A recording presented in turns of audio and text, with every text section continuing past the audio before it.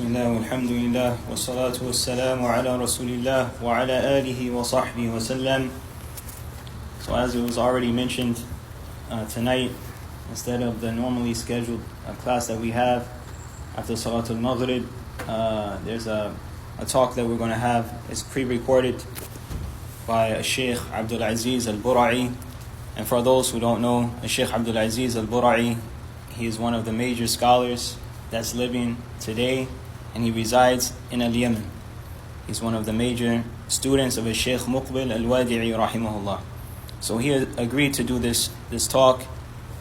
Some of the points that he mentions are general, and some of the points that he mentioned are specific to us who live here in America. So first, we're going to play the recording. It's less than 20 minutes. So for the brothers who understand Arabic, of course, they're going to be able to benefit initially. But after that, inshallah, we'll have a summarized translation of the talk bi'idhnillahi ta'ala. الحمد لله رب العالمين وأشهد أن لا إله إلا الله وحده لا شريك له وأشهد أن محمدا عبده ورسوله صلى الله عليه وعلى آله وسلم. أما بعد، فتلبية لطلب أخينا محمد أبي حرب إمام مسجد قباء في ولاية فلوريدا في أمريكا، نشارك بهذه الكلمة تذكيرا له ولإخوانه ونصحا للسامعين جميعا. نعم الله عز وجل على العباد لا تحصى. قال الله جل وعلا: وإن تعدوا نعمة الله لا تحصوها. فلا يستطيع الإنسان أن يحصي نعم الله عليه، ونعم الله متفاضلة. فنعمة الأكل والشرب نعمة عظيمة، لكن يشاركك فيها حتى اليهود والنصارى والمشركون، ويشارك فيها الحيوانات، فكلهم يأكلون ويشربون من فضل الله. لكن نعمة الإسلام لا يشاركك فيها الكفار، ولا يشاركك فيها المخلوقات الطائرة والزاحفة والسابحة، لا يشاركونك فيها، فهي نعمة عظيمة. والله جل وعلا يقول: اليوم أكملت لكم دينكم وأتممت عليكم نعمتي ورضيت لكم الإسلام دينا. فسماها نعمة وأضافها إلى نفسه، وذلك بعد أن أقاموا الركن الخامس من أركان الإسلام، فقد نزلت في يوم عرفة، وكان يوم جمعة. وأيضا هذه النعمة يشاركك فيها أناس، لكن أناس غير مرضيين. لو من الله عليك بأن كنت من أهل السنة، ستكون في نعمة لا يشاركك فيها أهل البدع، وإن كانوا قد شاركوك في نعمة الإسلام. فالرسول صلى الله عليه وعلى آله وسلم يقول: تفترق أمتي إلى 73 فرقة كلها في النار إلا واحدة. قالوا: من هو يا رسول الله؟ قال: هم الجماعة. وفي لفظ: من كان على مثل ما أنا عليه اليوم وأصحابي. فلهذا ميزك الله عز وجل بهذه النعمة العظيمة، نعمة السنة. قيل للإمام أحمد بن حنبل: الحمد لله على نعمة الإسلام. قال: والسنة، أن نعمة السنة نعمة أعظم من أن تكون مسلما فقط. فقد يكون الإنسان مسلما وهو من الخوارج أو من النواصب أو من الصوفية أو من الشيعة أو من كذا وكذا، فجعلك الله سنيا على كتاب الله وسنة رسوله صلى الله عليه وعلى آله وسلم. إذا عملت بعمل تبحث فيه عن دليل من كلام الله وكلام رسوله صلى الله عليه وعلى آله وسلم، لتكون على بينة وعلى بصيرة، بينما تجد كثيرا من غير أهل السنة إذا عمل عملا يبحث عما قاله كبار مذهبه وطريقته وجماعته، ولا يسأل أوافق قولهم قول الله ورسوله أم لم يوافق. ولهذا عليك أن تكون محافظا على دينك وإيمانك، فالخلطة بالباطل وأهله مفسدة. وما أحسن قول القائل: ولا ينفع الجرباء قرب صحيحة إليها ولكن الصحيحة تجرب. ولو وضعت تفاحة فاسدة في كرتون تفاح لأفسدته. لهذا حافظ على إيمانك وعلى دينك، واحذر على نفسك من جلساء السوء من المشركين واليهود والنصارى وأصحاب المعاصي والبدع. فبعض الناس ربما خالط غير المسلمين، خاصة وأنتم في أمريكا، فربما اتخذ أصدقاء غير المسلمين، وربما شربوا الخمر بين يديه وإن لم يشاركهم. والرسول صلى الله عليه وعلى آله وسلم يقول: من كان يؤمن بالله واليوم الآخر فلا يجلس على مائدة يدار عليها الخمر. وهكذا ربما أكلوا الخنزير بين يديه، وربما نطقوا بالكفر بين يديه. وهكذا إذا جالس الإنسان أهل البدع سيسمع منهم ما يسوء من تمجيد البدع وأهلها وتحقير أهل السنة وعلمائها. والمؤمن الصالح السني يسوءه ذلك، وربما سمع الشبهات فأفسدت عليه عقله والتبس عليه الحق والباطل والسنة بالبدعة.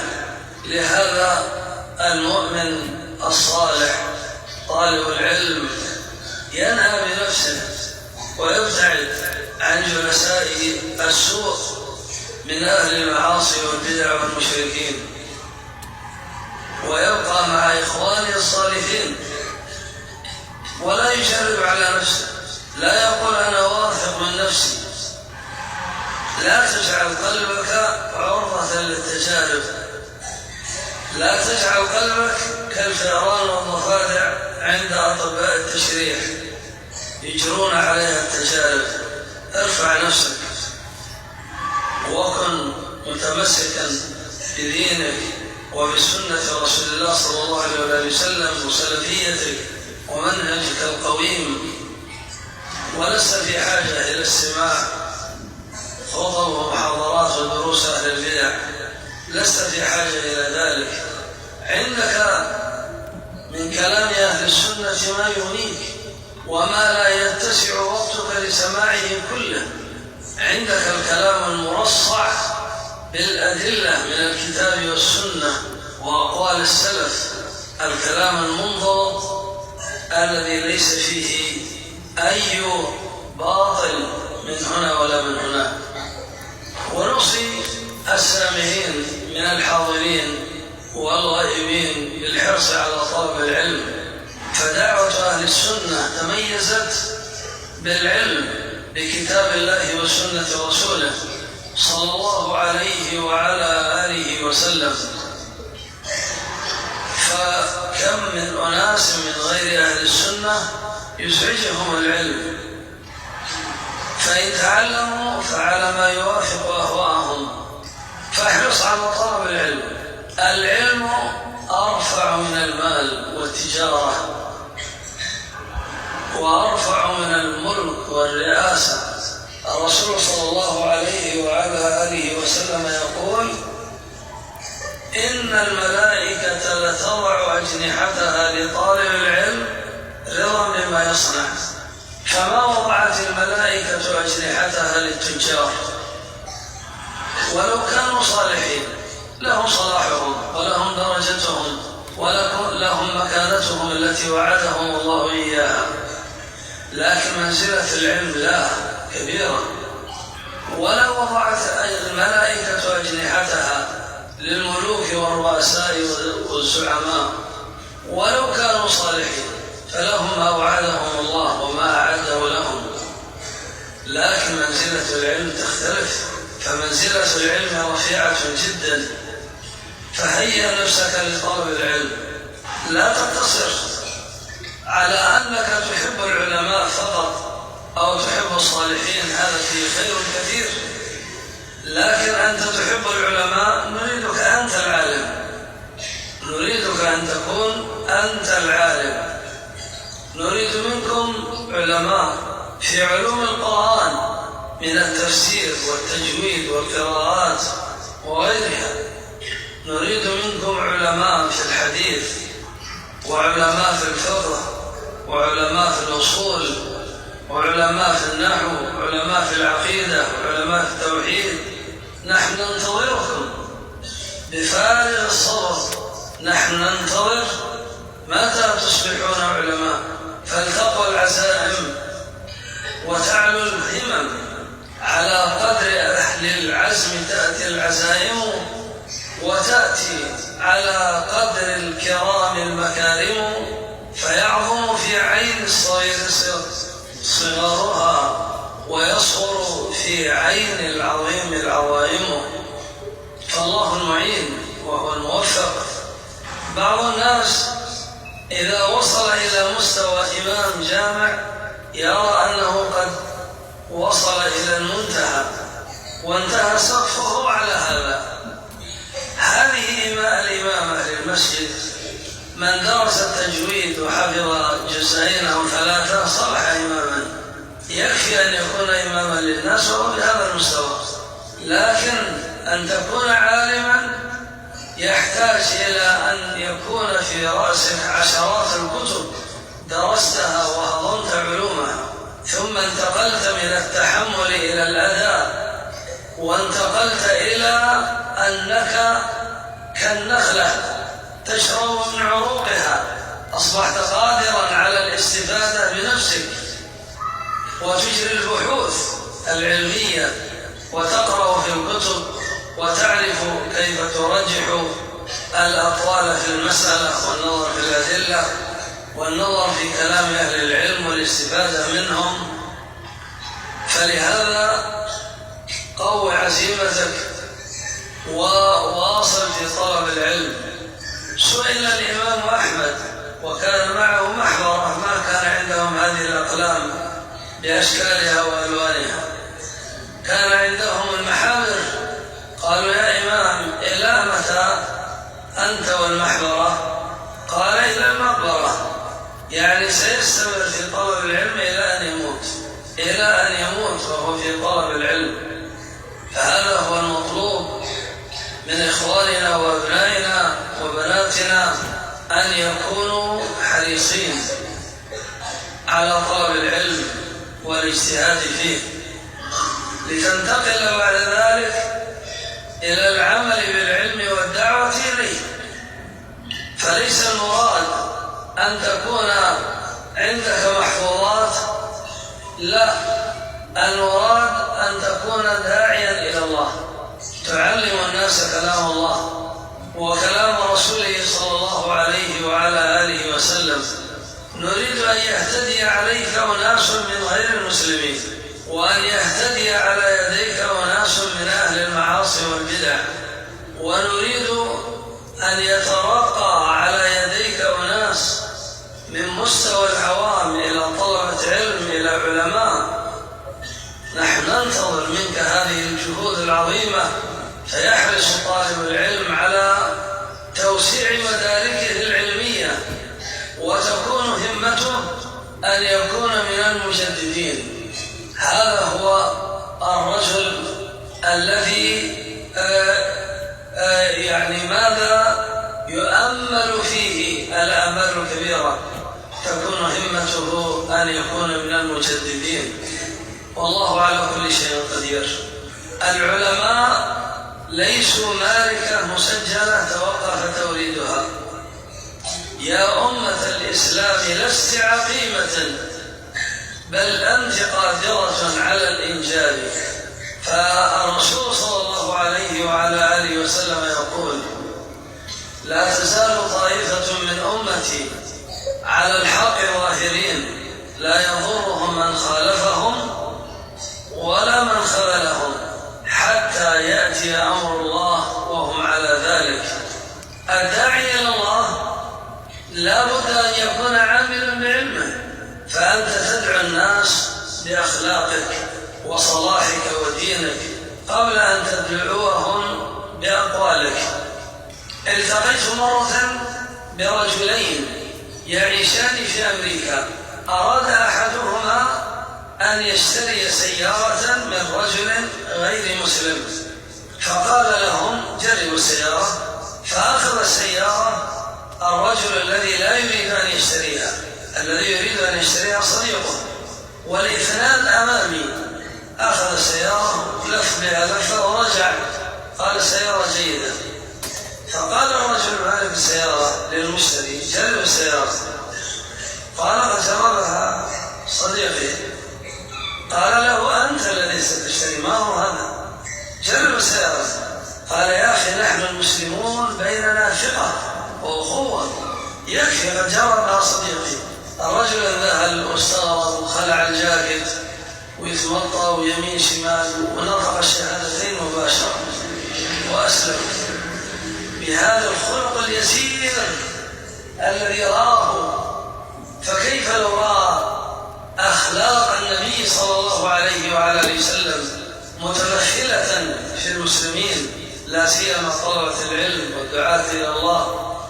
كيف لو رأوا أخلاق المسلمين وأعمالهم التي توارثوها عن النبي صلى الله عليه وعلى آله وسلم؟ فلهذا احرصوا على العمل بالعلم. أنتم صوام النهار وقوام الليل، أنتم الذاكرون لله عز وجل والتالون لكتاب الله، أنتم المقتصرون على الرزق الحلال المبتعدون عن الرزق الحرام، أنتم المبتعدون عن سماع الغنى وعن مجالس الغنى والرقص وغيره، أنتم البارون بآبائكم وأمهاتكم، الواصلون لأرحامكم، المحسنون إلى جيرانكم، أنتم المتصدقون المنفقون على الفقراء والمساكين من الأقربين والأبعدين، أنتم الذي يظهر عليكم أخلاق رسول الله صلى الله عليه وعلى آله وسلم. قال الله: وإنك لعلى خلق عظيم. وسئلت عائشة عن أخلاق النبي صلى الله عليه وعلى آله وسلم فقالت: كان خلقه القرآن، كان خلقه القرآن. يعني كلما سمع جاءته آية من الوحي عمل بها، إضافة إلى أخلاقه التي جبله الله عليها من الأخلاق الفاضلة، فقد عمل بالقرآن وترك أخلاق قومه التي كانوا عليها. نعم، فتخلق بهذه الأخلاق. الرجل الصالح إذا سمع آية أو حديثا تخلق بها مباشرة. بعض الناس ربما يسمع الكلام عشرات المرات ولا يؤثر فيه، قلوب قاسية، نسأل الله السلامة. أما المؤمن الصالح فبمجرد أن يسمع موعظة أو يسمع آية أو حديثا نفعه الله به. الرسول صلى الله عليه وعلى آله وسلم يقول: إذا سمعتم صياح الديك فاسألوا الله من فضله. نفعه الله بصوت ديك، صوت ديك. وقال: إذا سمعتم نهيق الحمار فاستعيذوا بالله من الشيطان الرجيم فإنه يرى شيطانا. الصحابة استفادوا من هذا الحديث، صوت حمار، وفي اللفظ الآخر صوت كلب وحمار وصوت ديك، نفعهم الله به. عبد الله بن أبي ما نفعه الله بصوت محمد بن عبد الله، البركة من الله. هكذا أصحاب القلوب القاسية ما ينفعهم ولو سمعوا المواعظ، لكن المؤمن الصالح ينفعه الله بأدنى شيء. قلبه لين، لو دقت رجله في حجر قال أستغفر الله، هذه بسبب ذنب، هذه سبب ذنب. إذا جاءت شوكة قال أستغفر الله، هذه بسبب ذنب. قال الرسول صلى الله عليه وآله وسلم: ما يصيب المؤمن من نصب ولا وصب، حتى الشوكة يشاكها إلا تحاتت من حسناته من ذنوبه، إذا سبب ذنب إلا تحاتت من ذنوبه. فهكذا بارك الله فيكم المؤمن يهتز قلبه لكل موعظة، لكل تذكير، لكل خير يأتي إليه. نسأل الله يوفقنا وإياكم لما يحب ويرضى ويعيننا وإياكم على طاعته، والحمد لله رب العالمين. So the Shaykh Abdul al-Bura'ī, hafidhahullah, he began, he basically said at the beginning that in response to the request that was given to him, we're going to participate in giving this talk as an advice and as a reminder for our brothers as well as those who may hear this talk. So the Shaykh, he began by saying that the blessings of Allah subhanahu wa ta'ala upon His servants cannot be counted nor enumerated. And then he mentioned the statement of Allah, the meaning of the verse: if you were to count the blessings of Allah, then you will not be able to. So no one can count the blessings of Allah subhanahu wa ta'ala. No one can count or enumerate the blessings that Allah has given him. And the blessings of Allah subhanahu wa ta'ala are of different types. So for example, the blessing of food and drink, this is a great blessing. However, even the Jews, the Christians, and the polytheists share with you in this blessing. He said even the animals share with you in this blessing. Allah subhanahu wa ta'ala has given them food and drink from His bounty. He said, however, the blessing of Islam, the disbelievers do not share with you in this blessing, nor does anyone else from the creation, from the animals and so on and so forth. So the blessing of Islam is a great blessing. Allah subhanahu wa ta'ala said, the meaning of the verse, today I have completed for you your religion, and I have conferred my blessing upon you, and I am pleased with Islam as your religion. He said, Allah subhanahu wa ta'ala called Islam in this verse a blessing, and He ascribed it to Himself. And this is after the Muslims had established the fifth pillar of Islam. And this verse was revealed on the day of Arafah, and this was on a Friday. He says, likewise, this blessing of Islam, other people share with you in this blessing. But these are people who their situation is not pleasing. So if Allah subhanahu wa ta'ala favors you to be from Ahl Sunnah, then you are going to have a blessing that the people of innovation do not have, even though they share with you in the blessing of Islam. The Prophet ﷺ said, my nation will split into 73 sects, and all of them will be in the hellfire except for one. So the companions asked, who are they, Messenger of Allah? So the Prophet ﷺ said, they are al-Jama'ah. And in another word of the hadith, the Prophet ﷺ said, they are those who are upon similar to what I and my companions are upon today. So Allah subhanahu wa ta'ala has distinguished you with this great blessing, the blessing of the Sunnah. It was said to Imam Ahmad rahimahullah, Alhamdulillah ala ni'matil Islam. It was said to him, all praise and thanks belongs to Allah for the blessing of Islam. So Imam Ahmad said, was Sunnah, and the Sunnah. So in other words, the blessing of the Sunnah is greater than you just being Muslim. For example, a person could be a Muslim, but he could be upon the methodology of the Khawarij. He could be Khariji. Or he could be from the Nawasib, or the Sufiya, or the Shia, and so on and so forth. But Allah subhanahu wa ta'ala made you Sunni upon the book of Allah and the Sunnah of the Prophet sallallahu alaihi wasallam. If you do a good deed, then you look for the proof and evidence for it in the book of Allah and the Sunnah of the Prophet sallallahu alaihi wasallam, so that you can be upon clarity and insight. Whereas you find many people who are not from Ahl Sunnah, when they do a deed, then they'll look at what the leaders of their madhab or their tariqah or their jama'ah have said about that issue. And they won't ask whether or not if this statement agrees with what Allah and His Messenger sallallahu alaihi wasallam has said. And this is why you have to safeguard your religion and your iman. Because mixing with those who are upon falsehood is very detrimental. And how excellent is the statement of the person who said, and he quoted some lines of poetry, for lack of better translation, the meaning of it is the person who has scabies, the person who has an infectious skin condition. It will not benefit him if he's near to a person who's healthy. Whereas when a healthy person is close to him, then he's also going to get scabies. So he said, if you were to put a rotten apple in a carton of apples, if you put a rotten apple in a carton of apples, then all of the other apples are going to become rotten. So he said you have to safeguard your iman and your religion. And you have to be cautious for yourself when it comes to bad companionship. Whether those people are disbelievers, they're polytheists, or the Jews and the Christians, sinners and innovators. He says perhaps some Muslims might mix with non-Muslims, especially since you live in America. A person might take some non-Muslims as his friends. And these friends of his, they might drink intoxicants right in front of him. Even though the Muslim himself, he doesn't participate in it. He doesn't do it himself.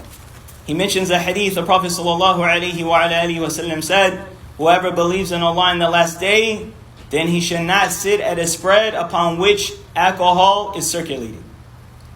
So the Shaykh, he says also, the non-Muslims might eat pork right in front of a Muslim. Or they might make statements of disbelief in front of him. Also, if a person associates with people who are upon innovation, he might hear things that are going to harm him, or they're going to bother him.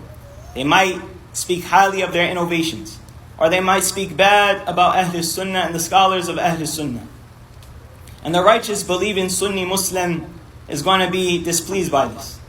A person who hangs out and he mixes with the people of innovation, he might hear doubts that will corrupt his intellect. And the truth and falsehood might become obscure to him. So the righteous believer who seeks knowledge, the person who is a student of knowledge, then he has to stay away from bad companionship. And he has to remain with his brothers who are righteous and they're upright. And he doesn't say to himself, a person doesn't say to himself that I trust myself. He said, don't subject your heart to trials and tests. He said, don't make your heart like that of a mouse or a frog where someone is doing an experiment on it. He said, raise yourself up and adhere to your religion and the sunnah of the Prophet ﷺ, your salafiyah, and be upright upon your upright methodology. And the Shaykh, he says, and you're not in need of listening to sermons, lessons, or lectures by the people of innovation. He said, you have the statements of the scholars of Ahl Sunnah, that which suffices you. The statements of the scholars that are established upon proofs and evidences from the Quran and the Sunnah, as well as the statements of the Salaf. Speech that doesn't contain any type of falsehood. He said, also we advise those who are listening as well as those who are not present. Those who are listening and they're present as well as those who are not present, to be diligent when it comes to seeking knowledge. He said the da'wah of Ahl Sunnah is distinguished with knowledge of the Book of Allah and the Sunnah of the Prophet ﷺ. He said, how many people are there who are not upon the Sunnah and they are actually annoyed and they're bothered by knowledge?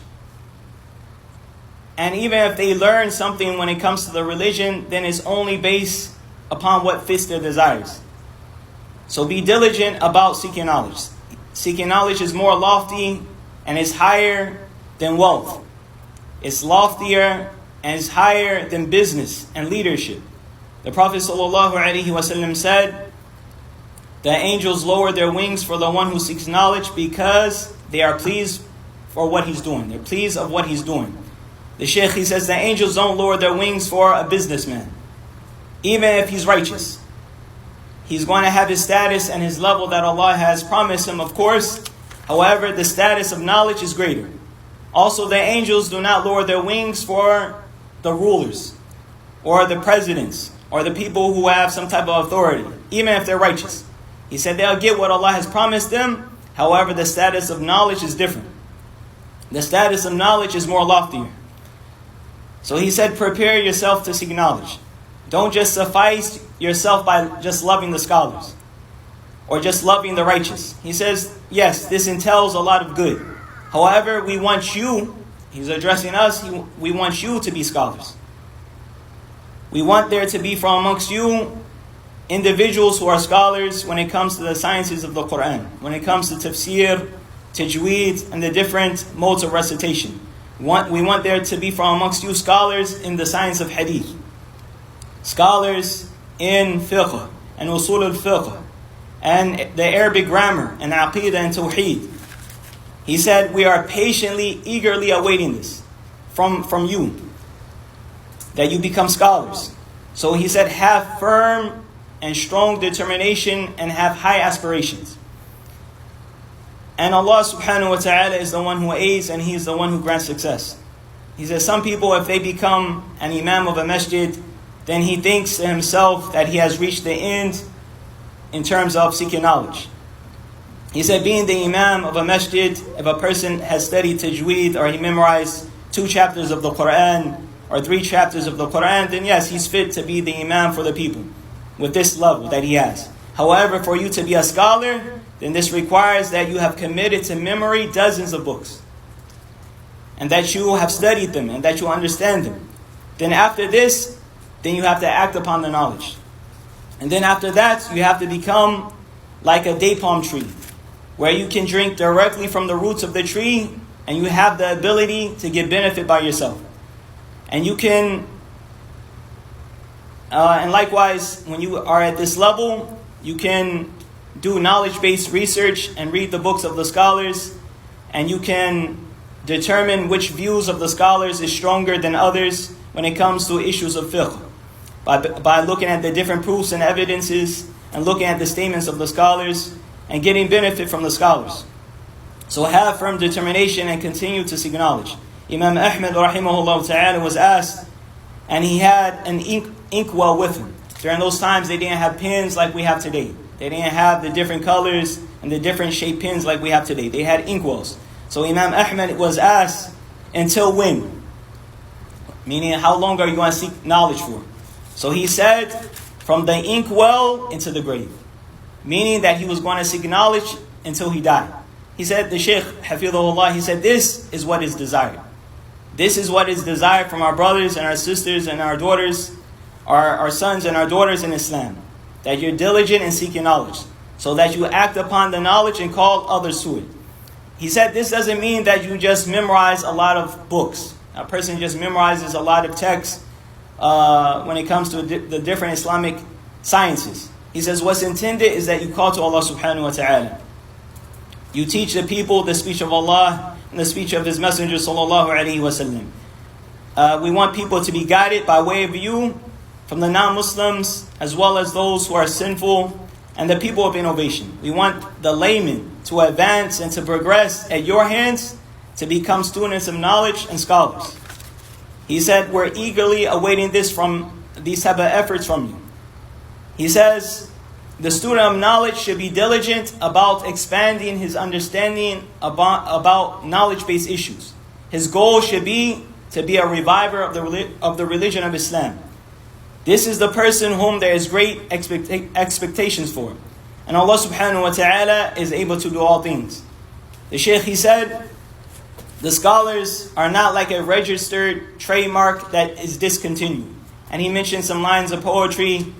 Ummah of Islam, you're not barren.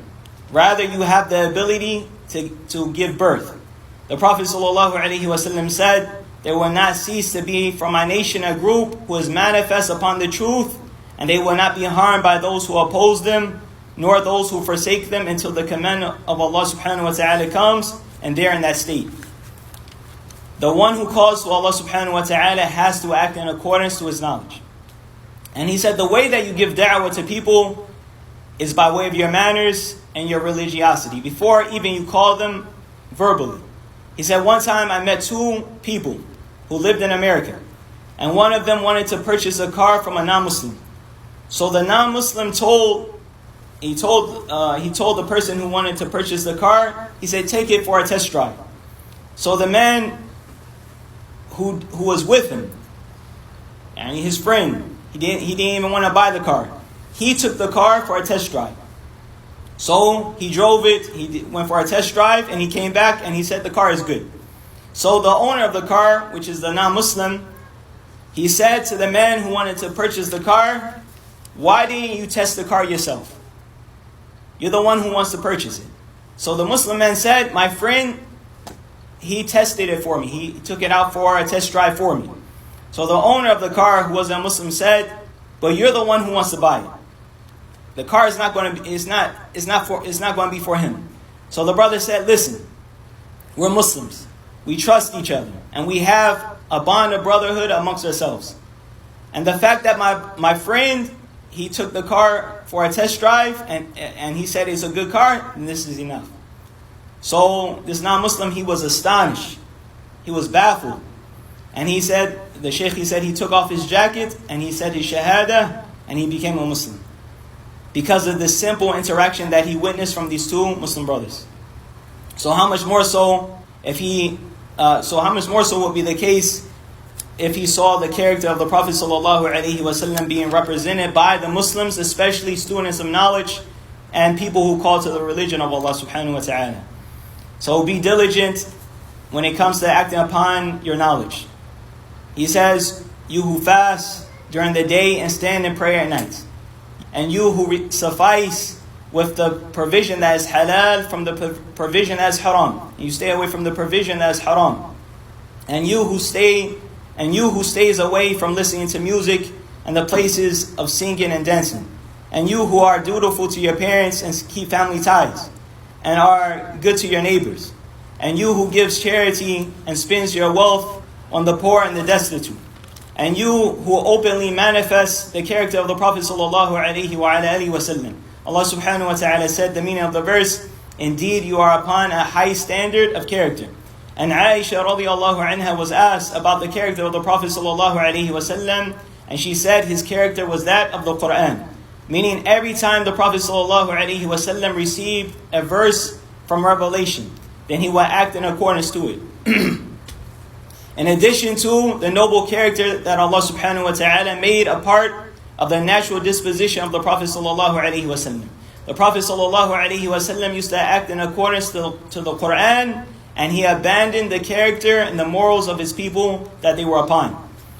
The Shaykh, he says, when a righteous person hears a verse from the Quran or a hadith, then he adorns himself with it right away. He says you have some people who might hear a statement from the Quran, a verse from the Quran or a hadith from the Prophet ﷺ dozens of times, and it doesn't have any type of effect upon him.